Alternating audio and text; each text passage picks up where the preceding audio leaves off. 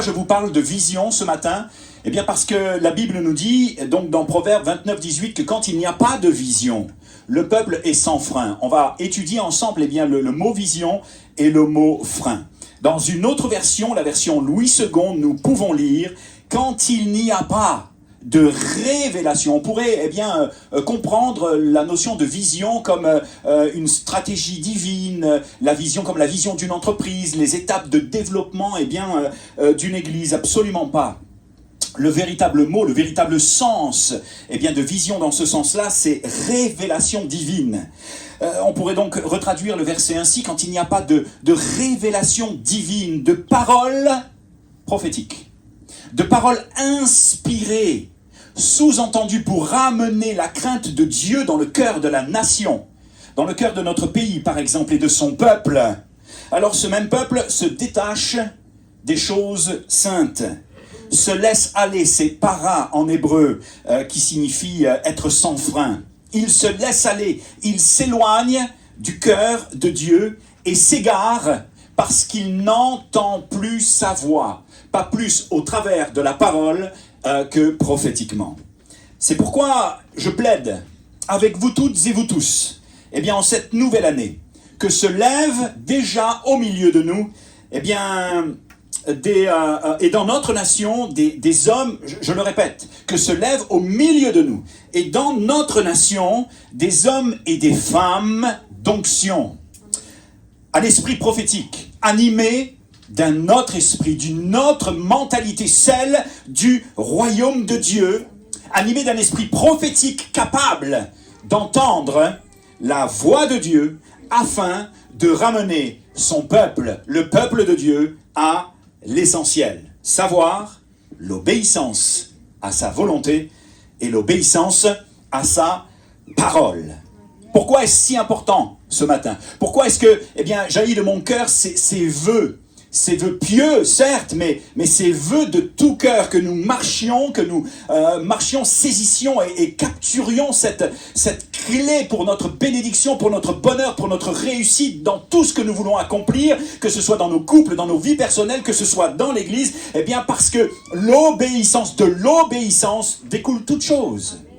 Découle toute chose. Voici à ce sujet ce que nous dit 1 Samuel chapitre 15 verset 22. Voici, l'obéissance vaut mieux que les sacrifices, que tout ce que nous pourrions offrir en sacrifice à l'Éternel. Et dans le contexte de l'époque, c'était les sacrifices d'animaux. Et l'observation de sa parole vaut mieux que la graisse des béliers. Car la désobéissance, on pourrait s'arrêter là, juste là, c'est déjà pas mal. L'obéissance vaut mieux que les sacrifices et l'observation de sa parole vaut mieux que la graisse des béliers. Mais le verset suivant nous alerte sur la dimension de ce qu'il ne faut pas rater. La dimension de l'avertissement de Dieu, pas comme quelque chose qui est, colérique, ou Dieu n'est pas comme cela, mais il nous avertit toujours dans la dimension de ne pas rater, pour que nous ne rations pas ce qu'il a prévu pour nous, car la désobéissance est aussi coupable que la divination. Et la résistance, c'est incroyable, ne l'est pas moins que l'idolâtrie et les téraphim qui étaient de faux dieux. Ce qu'il est très intéressant, et on va rentrer maintenant dans le sujet de notre étude, dans la profondeur de notre étude, ce qu'il est intéressant de noter, chers amis, particulièrement dans ce contexte, c'est la signification du mot obéissance et observation. Vous savez que Sandrine, aime manier l'hébreu, c'est elle qui m'a contaminé, et de temps en temps, moi je suis pas aussi bon qu'elle, mais de temps en temps, je vais chercher, un petit peu dans l'hébreu. Je la remercie de s'occuper des enfants, de les bénir. Elle a préparé quelque chose pour eux, et ça va être merveilleux, mais c'est elle qui m'a contaminé au niveau de l'hébreu. Et je voudrais voir un petit peu en hébreu, ce que signifie le mot obéissance et observation. Ça va, vous me suivez? Yes. Super. En hébreu, obéissance nous ramène à shama. Shama en hébreu qui signifie avoir la faculté d'entendre, sous-entendu la voix de Dieu. Mais c'est également faire entendre, après l'avoir entendu. Faire entendre la voix de Dieu dans un sens prophétique. C'est également, écouter attentivement dans l'idée de mettre en pratique, dans l'idée d'obéir à la volonté de Dieu. Et le mot observation de sa parole, lui aussi, étonnamment, c'est un double sens, et cela a son poids dans ce verset. L'observation nous ramène à entendre, à être attentif à faire attention à ce que Dieu dit, à prêter l'oreille, à tourner les yeux afin de voir et d'entendre ce que Dieu a à me dire pour moi et ma génération. Alors voici comment nous pourrions ensemble, ce matin, retraduire la pensée du message, selon Proverbe 29, 18 et 1 Samuel, chapitre 15, versets 22 et 23. Nous pourrions dire très clairement que quand il n'y a pas de prophète, de paroles prophétiques et inspirées, quand il n'y a plus d'église pour exercer les dons spirituels qui se perdent dans notre génération, qu'il n'y a pas de chasson, en hébreu c'est vision divine, de révélation divine afin de ramener son peuple à l'obéissance à sa parole et à sa volonté, alors ce même peuple est confus, il se détache des choses saintes, s'éloigne du cœur de Dieu, s'égare car il n'entend plus sa voix, on l'a dit mais on le répète, c'est tellement important. C'est pourquoi ce matin, de manière prophétique, voici ce que Dieu te dit. Voici ce que Dieu dit à son peuple. Shema Israël, Shema Connexion. Écoute-moi mon peuple. Prête une oreille attentive ce matin pour ce début d'année 2024 parce que j'ai quelque chose de tellement à te communiquer. J'ai quelque chose de tellement important à te dire pour ta vie et peut-être même ta survie. Mon peuple, écoute-moi. Apprends de moi. Développe dans ma présence en ce début d'année 2024 au travers de bonnes habitudes que tu pourrais commencer à prendre. Une écoute attentive. Tourne les yeux vers moi en espérant recevoir quelque chose de ma part, une portion de ma parole pour toi. Apprends à entendre ma voix afin d'obéir à ma volonté qui pour toi, tu le découvriras, est agréable et parfaite pour ta vie. Écoute, comme écoutent les disciples, au pied du maître. Inspire-toi de mon fils qui était le modèle parfait en ce qu'il a appris l'obéissance par les choses qu'il a souffertes. Offre-toi à moi comme un sacrifice vivant et ne cherche pas à me plaire autrement qu'en te soumettant à ma souveraineté, cessant d'y opposer une quelconque résistance. Car, te dit Dieu, l'insoumission est aussi coupable que le péché de divination dans la version Sommer, et la désobéissance est aussi grave que le péché d'idolâtrie. Ou dans la version Parole vivante, refuser d'obéir, c'est aussi grave que de consulter les devins. Résister au Seigneur, c'est aussi grave que d'adorer les faux dieux. Waouh! Toute une parole de Dieu pour nous ce matin. Et on pourrait encore dire des choses extraordinaires à ce sujet. Toute une parole prophétique. Quoi de mieux que de démarrer l'année sur une parole de Dieu, sur un réma, sur ce que Dieu veut déposer dans ton cœur et dire à l'Église Connexion, mais je le crois, dire à l'Église de la Nation, dire à la France. Je crois que Dieu cherche des hommes et des femmes animés d'un autre esprit, d'un esprit prophétique, pour qu'ils entendent sa voix et après l'avoir entendue, puissent communiquer au peuple et communiquer à la nation les choses saintes, celles que Dieu a prévues qu'il proclame. Ceci étant dit, là où les questions que vous vous posez peut-être sont les suivantes, mais quelles sont finalement, à bien y réfléchir. Si on se mettait en petits groupes et qu'on réfléchissait à cela avec une feuille de papier puis un crayon, on pourrait se poser la question ou les questions suivantes. Quels sont les domaines dans lesquels j'ai besoin d'obéir ? Parce que finalement, après tout, il semble que, en apparence, je suis quelqu'un de docile, j'obéis, il n'y a aucun problème, tout va bien, tout est ajusté, tout est réglé. Quels sont les domaines dans lesquels j'ai besoin de lâcher prise et de me soumettre à Dieu par la foi? Quels sont ces domaines? Ça sera très intéressant d'y répondre, mais pas tout de suite. Je garde le meilleur pour la fin, comme un feu d'artifice. Je discutais avec Mimi dernièrement, et Mimi me disait, toi, quand tu prêches, t'amènes la chose, et à la fin, tu gardes comme le meilleur pour la fin, puis les cœurs sont ouverts, et waouh! C'est vrai que c'est mon style, j'aime cela. Je veux vous préparer à identifier les domaines dans lesquels vous auriez besoin d'obéir et qui seraient agréables à Dieu. Mais avant de répondre à cette question, je voudrais définir avec vous ce qu'est l'obéissance.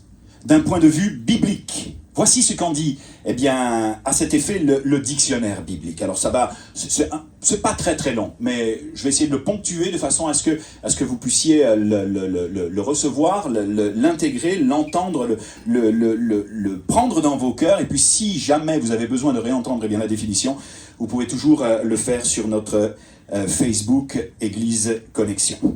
Dans la nature, tout obéit aux lois de Dieu. Obéir à Dieu, c'est le devoir en fait, c'est la base, c'est le devoir essentiel de l'homme.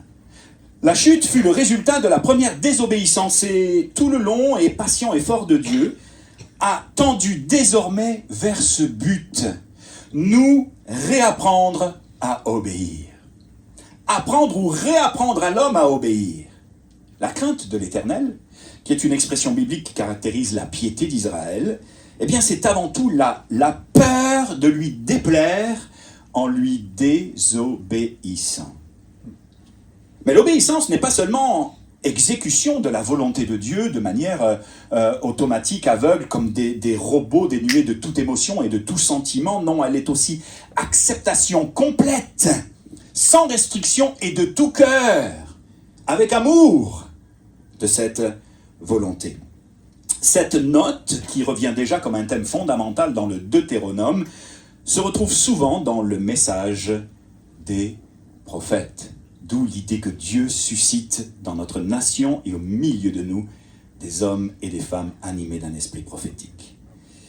Je vais vous inviter à méditer le passage du Deutéronome 28, par exemple, bénédiction, si tu m'obéis, malédiction, si tu me désobéis, si tu obéis, toute une série de bénédictions, je dirais dans un langage contemporain de ouf. Mais si tu désobéis, Dieu t'avertit.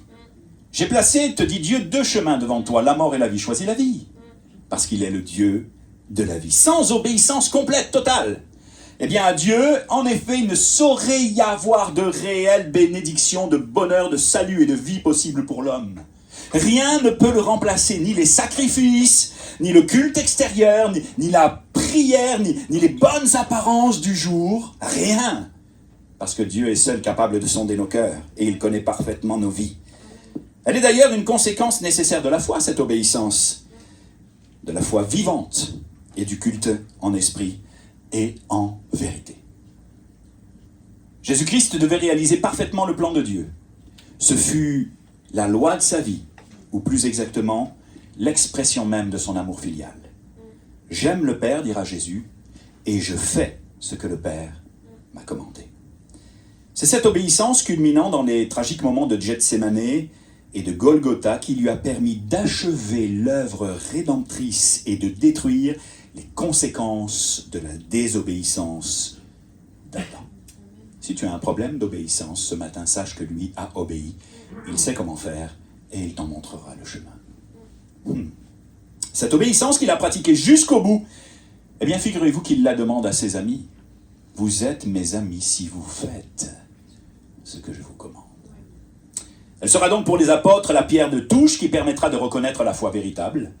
Être esclave de Christ, voilà ce que le chrétien doit désirer. Pas esclave du péché et des passions, des pensées folles qui s'agitent au-dedans de moi et qui me poussent à prendre des décisions contraires au cœur de Dieu. Non, l'idée d'être soumis, d'être l'esclave de Christ pour la véritable liberté. C'est le but de la vie chrétienne. C'est de nous permettre également de donner librement à Dieu nos cœurs soumis. Cette obéissance volontaire s'applique à tous les domaines et à la pensée comme l'action, ce que nous pensons, ce que nous faisons, notre adoration et les décisions que nous prenons tout au long de notre vie, mais elle doit être un besoin du cœur et par conséquent exempte de murmures et d'arrière-pensée. Je termine avec cela.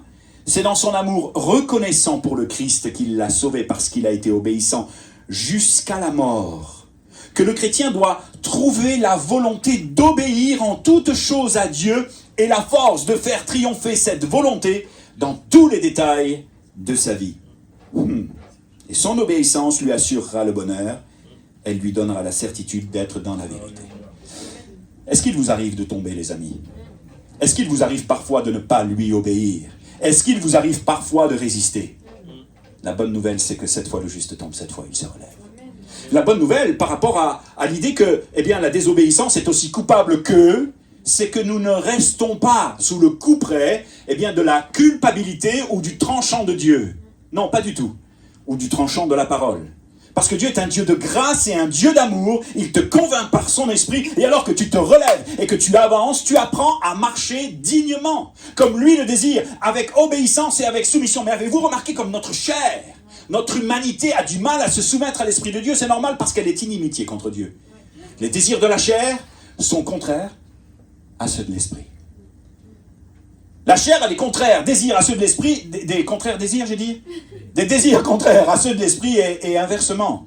Et il y a un ami eh bien, qui me disait que, il y a quelques années, il va être notre invité au mois de mars, qui me disait que dans la nuit, à un moment donné, il a entendu sa chair maudire Dieu. Je te maudis! C'est une voix eh bien, qui venait d'outre-tombe diabolique, la voix de son humanité, de sa chair qui refusait de se plier à la volonté de Dieu. Nous avons toutes et tous le même combat. Vous pouvez toutes et tous vous regarder et me regarder le premier. Je ne suis pas meilleur que chacun.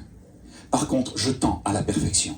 Je tends à l'obéissance. Je tends à marcher avec sensibilité pour que, après m'avoir communiqué sa parole, le peuple puisse l'entendre, se l'approprier et marcher dignement comme Jésus veut que son peuple marche.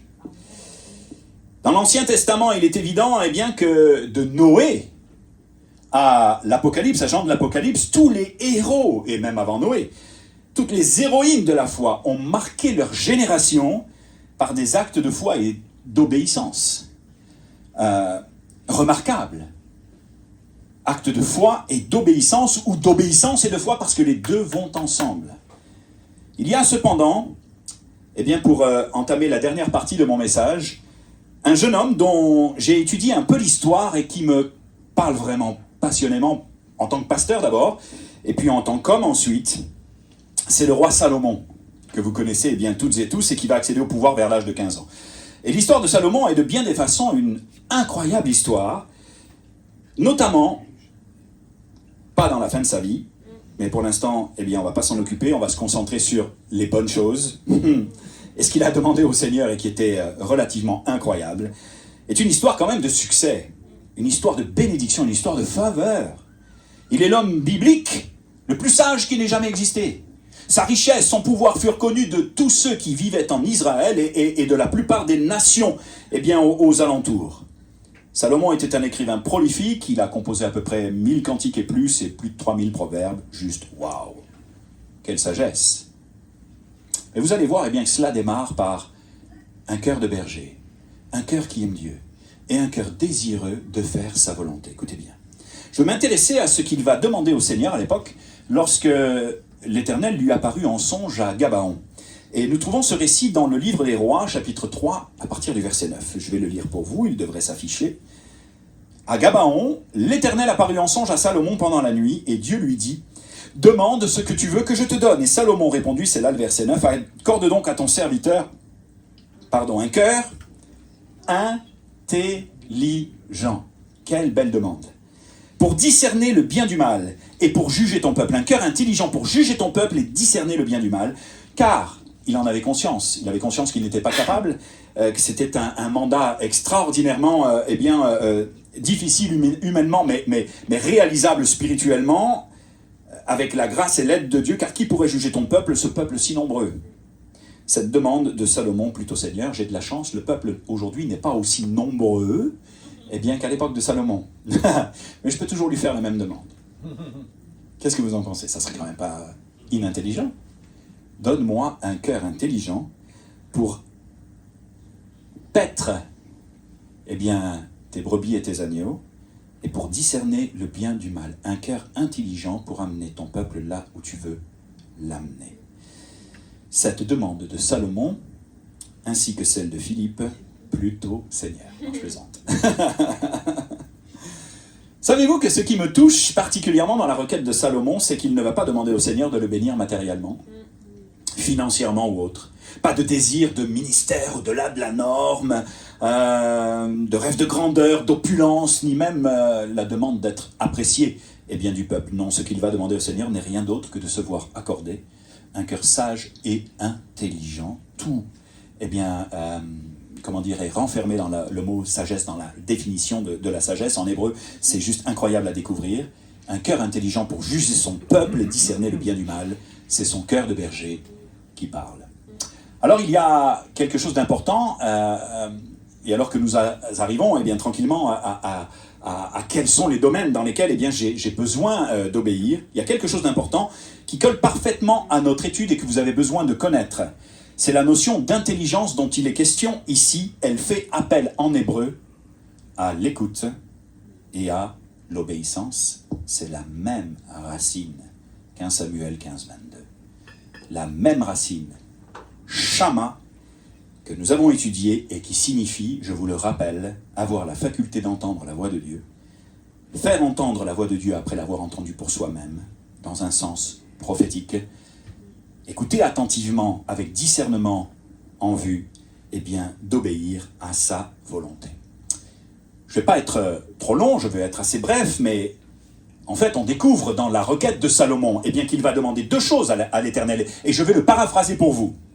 Voici ce que Salomon demande à Dieu, typiquement, clairement, et c'est extraordinaire à étudier et à découvrir. « Développe en moi un cœur qui écoute, Père.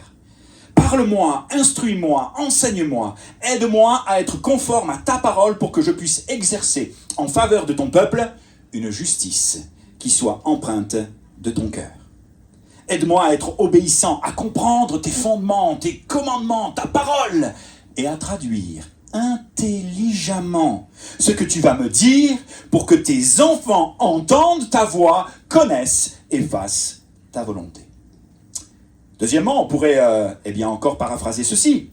Aiguise en moi cette capacité de faire la distinction entre le bien et le mal, à discerner ce qui est bon ou mauvais, avoir un jugement de valeur morale et spirituelle équilibré.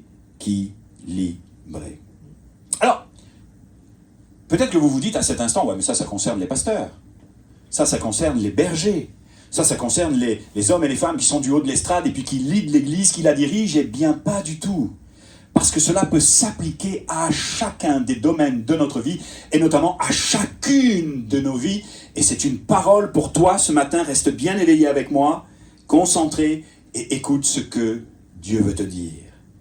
Nous pourrions traduire cette demande de Salomon aujourd'hui d'une façon contemporaine ainsi. Père, donne-moi un cœur sage et intelligent pour diriger ton peuple, pour administrer ton église, prendre soin des brebis que tu m'as confiées. J'en ai tellement besoin. Ça, c'est pour les bergers. L'intelligence pour discerner le bien du mal, le bon du mauvais, l'intelligence pour conduire ton peuple à mieux te connaître, avec une tendresse qui soit empreinte de ta justice, ta grâce et ton équité. C'est ce que Dieu veut pour nous. Mais pour toi, donne-moi un cœur intelligent pour connaître et faire ta volonté, mettre en pratique ce que tu m'auras conseillé après que j'ai entendu ta voix me parler. Un cœur intelligent pour bien gérer mes relations familiales, professionnelles, financières et matérielles, en ce qui a trait à l'éducation de mes enfants, mon attitude envers eux et mon conjoint. Donne-moi un cœur intelligent afin que de ma vie jaillisse le plus beau des témoignages pour qu'autour de moi, les gens discernent que chez moi, il y a quelque chose qui m'anime, quelque chose de différent, un esprit et une mentalité différente. Donne-moi un cœur attentif, obéissant, qui t'écoute et apprend de toi. C'est ce que tu pourrais demander à l'Éternel, en ce début d'année. Qui sait comment appliquer tes conseils, faire la distinction entre le bien et le mal, afin que ceux qui sont autour de moi, justement, soient au bénéfice de propos sages et éclairés. Enseigne-moi, Seigneur, imprime en mon cœur la marque de ton esprit, celle qui résidait en Christ et qui fut un parfait modèle d'intelligence et d'obéissance, au sens le plus noble du terme. Et si nous devions résumer la demande de Salomon et la demande que nous pourrions faire nous-mêmes au Seigneur, c'est donne-moi un cœur enseignable, sage, humble et intelligent. La Bible nous dit ceci dans le psaume 119, verset 97 jusqu'à 104, « Combien j'aime ta loi. Elle est tout le jour ma méditation, ton commandement me rend plus sage. plus intelligent que mes ennemis, car je l'ai toujours avec moi. Je suis plus avisé que tous mes maîtres, car tes préceptes font ma méditation. J'ai plus d'intelligence que les vieillards, car je garde tes statuts. Je retiens mon pied loin de toute mauvaise voie afin d'observer ta parole, afin d'y obéir. Je ne m'écarte pas de tes commandements, de tes ordonnances, car c'est toi, on pourrait rajouter, Esprit de Dieu, qui m'instruit. Que tes promesses sont douces à mon palais, plus de miel que le miel, à ma bouche. Par tes statuts, par tes commandements, par ta parole, je deviens intelligent. Aussi, je déteste toute voie de fausseté. Amen. Pas facile à ingurgiter jusqu'à maintenant, hein? Ça va? Vous me suivez? Vous y êtes, vous avez saisi la pensée, ce que Dieu veut imprimer dans nos cœurs pour ce début d'année, mais dans tout ce que nous venons de voir ensemble ce matin, il est clair que Salomon avait déjà demandé l'essentiel à Dieu, à tel point que le Seigneur va lui accorder, tant sa requête lui plut, au-delà de ce qu'il s'imaginait recevoir. Écoutez bien, puisque c'est là ce que tu demandes pas pour toi une longue vie, ni les richesses, ni la mort de tes ennemis, que tu demandes de l'intelligence pour exercer la justice. Voici, j'agirai selon ta parole, je te donnerai un cœur sage et intelligent, de telle sorte qu'il n'y aura eu personne avant toi et qu'on ne verra jamais personne de semblable à toi. Je te donnerai en outre ce que tu n'as pas demandé. Waouh! Des richesses, de la gloire, de telle sorte qu'il n'y aura pendant toute ta vie aucun roi qui soit ton pareil. Et si tu marches dans mes voies en observant mes lois et mes commandements comme l'a fait David, ton père, je prolongerai tes jours. Il y a là, les amis, dans la requête de Salomon, en ce qui a trait à l'obéissance, ce matin, un secret révélé dans ce passage. Alors que tu vas te préoccuper toi-même du royaume de Dieu, de ses affaires, alors que tu vas tourner les regards vers Jésus, alors que tu vas chercher, premièrement, le royaume de Dieu et sa justice, désirant le servir avec un cœur sage, avec un cœur intelligent, avec un cœur obéissant, avec un cœur persévérant, avec un cœur humble et un cœur pur, avec une attitude de serviteur. Et que ton focus ne sera pas toujours centré sur toi, mais sur les autres. Dans l'idée de faire grandir le royaume de Dieu autour de toi, j'ai l'honneur ce matin, entre guillemets, de t'annoncer que Dieu va te bénir au-delà même de ce que tu imagines. À la fois pour toi, tes enfants, ta famille, ton travail, ton ministère, peu importe. Les priorités au bon endroit cette année en 2023. L'obéissance. J'ai dit 23 ? Non, c'était pour savoir si vous suiviez. C'est pas... Je suis pas réveillé entre la Belgique et 2023. Vous avez toutes les raisons d'aller me voir tout à l'heure et de vous moquer de moi, mais je sais que vous le ferez pas. La semaine est en 2034. Oui, c'est vrai. Et le message, il était en 2034. J'ai reçu un message bienveillant de Frédéric Hensch qui m'écrit, écoute, t'es prophétiquement en avance. Elle n'a pas mis prophétiquement, mais t'es quand même en avance. C'est pas 2034, c'est 2024. Un cœur en 2024 obéissant. Et Dieu va te bénir au-delà même de ce que tu imagines. Parce que tu vas l'honorer. Pour terminer, je vais inviter Marc à venir me rejoindre. Je voudrais répondre maintenant à la question que je vous ai posée en début de message. Quels sont les domaines dans lesquels j'ai besoin d'obéir? Les domaines dans lesquels j'ai besoin de lâcher prise et de me soumettre à Dieu par la foi. Je vais, juste le temps que Marc arrive et commence à jouer, vous reposer la question, mais pour que vous y répondiez intérieurement, objectivement et honnêtement. Quels sont les domaines dans lesquels j'ai besoin d'obéir, les domaines dans lesquels j'ai besoin de lâcher prise et de me soumettre totalement à Dieu, totalement, pas juste une portion de ma vie, mais totalement. Passer du tout au tout. Passer d'une vie où je marche avec le compromis. J'aime Jésus, mais je continue ma vie. J'aime Jésus, mais je fais ce que je veux. J'aime Jésus, mais je ne me soumets pas à sa volonté. Ne réalisant pas que je passe à côté de l'essentiel et de ce que Dieu veut pour ma vie, c'est-à-dire me bénir au-delà même de ce que j'imagine. En agissant ainsi, tu prives Dieu de te bénir au-delà de ce que tu imagines. Tu l'empêches de déverser sur ta vie, la bénédiction qu'il a prévue pour toi. C'est comme si lui la retenait. Et c'est comme si Dieu te résistait à toi. Toi qu'il veut bénir au-delà même de ce que tu imagines.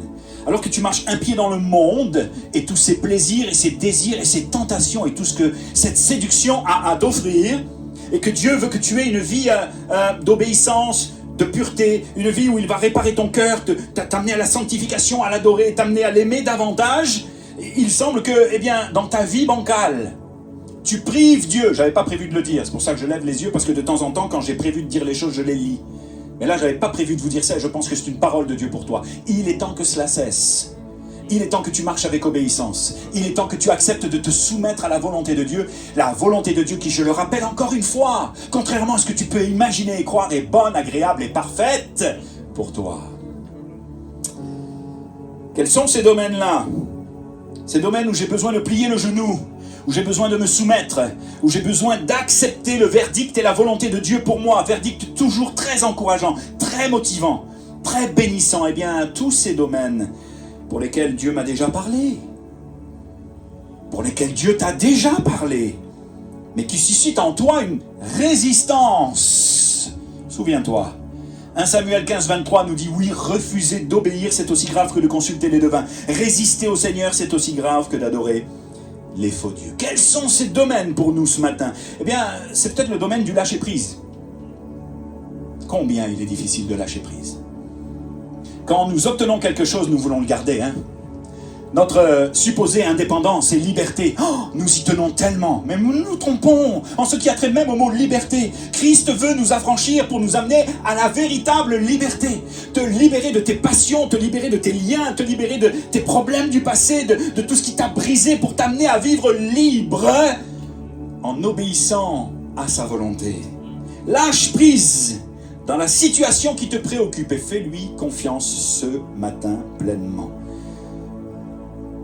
Il y a une autre idée, un autre domaine, celui où Dieu t'appelle à cesser de te battre avec tes propres forces.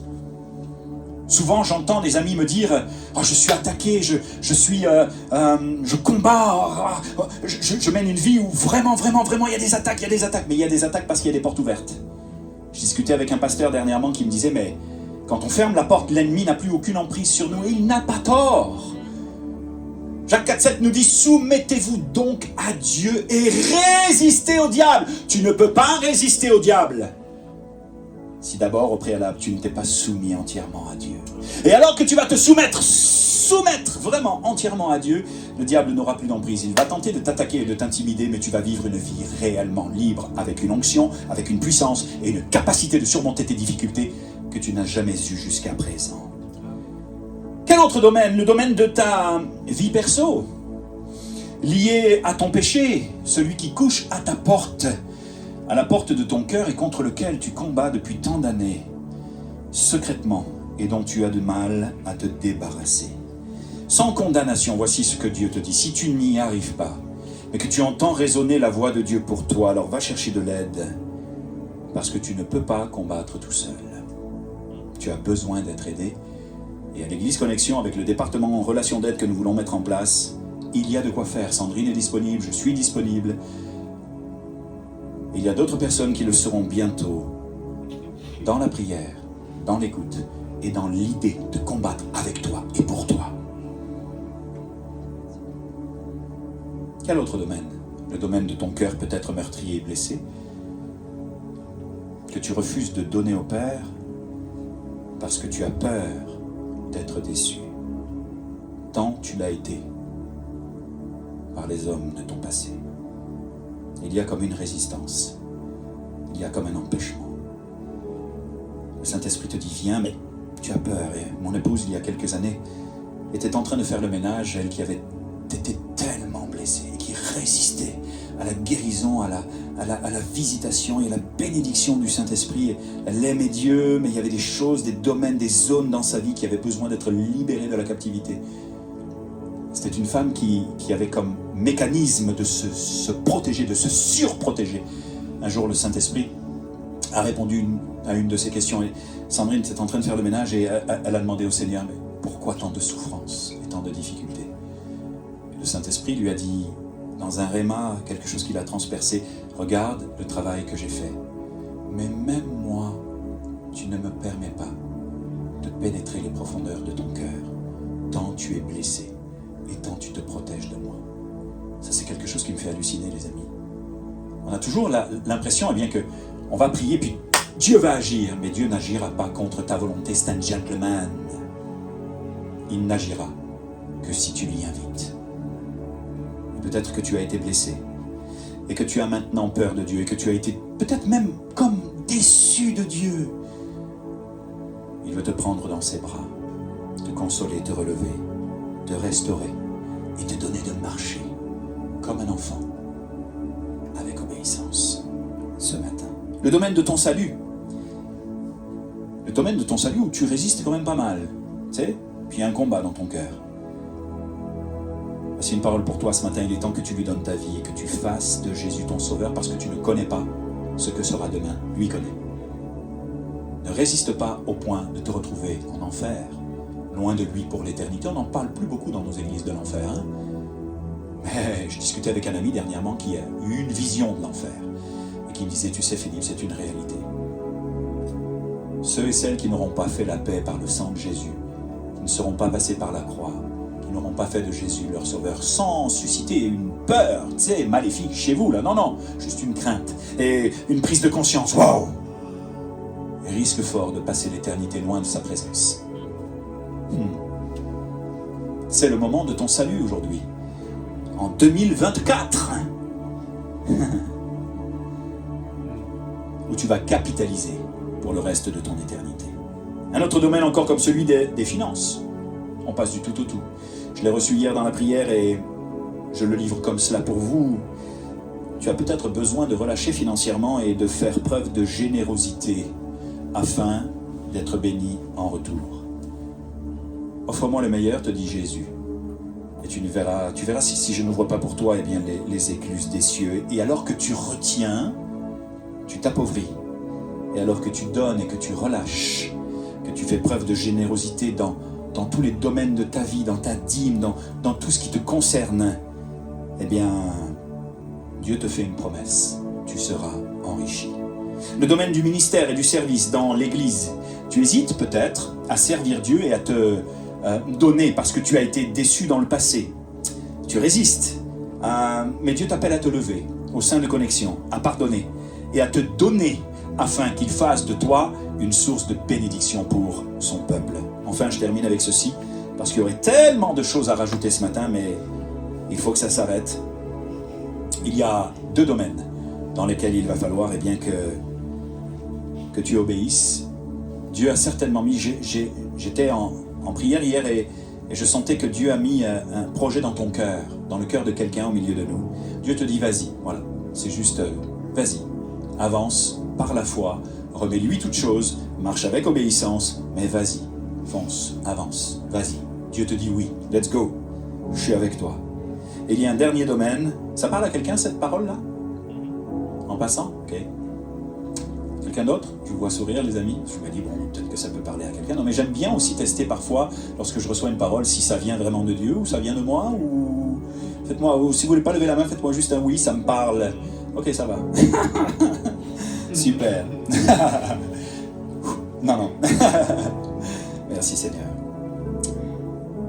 Je pense qu'il est temps aussi que l'Église entre dans une dimension de don spirituel équilibré.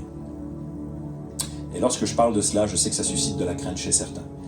Parce que vous avez vécu tout et son contraire. Je vous fais la promesse.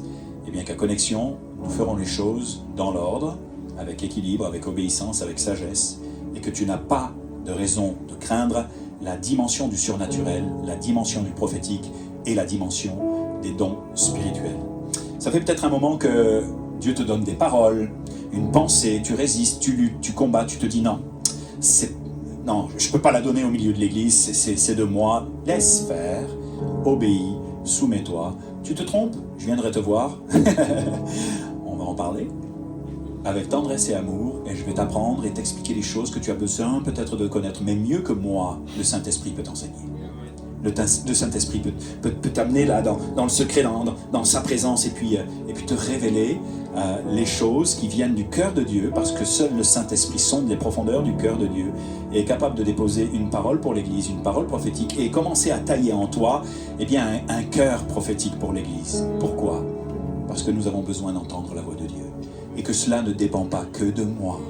Là, du haut de l'estrade, quelque part, où le peuple attend la parole du pasteur. Non, non, non, non, non. Nous avons tous reçu quelque chose. Nous sommes tous appelés à quelque chose.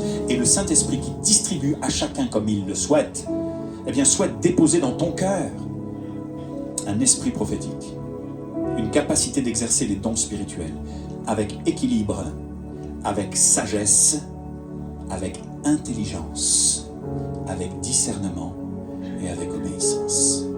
N'aie pas peur, te dit Dieu, il est au contrôle et il va te bénir au-delà même de ce que tu imagines, te donner de vivre les choses que tu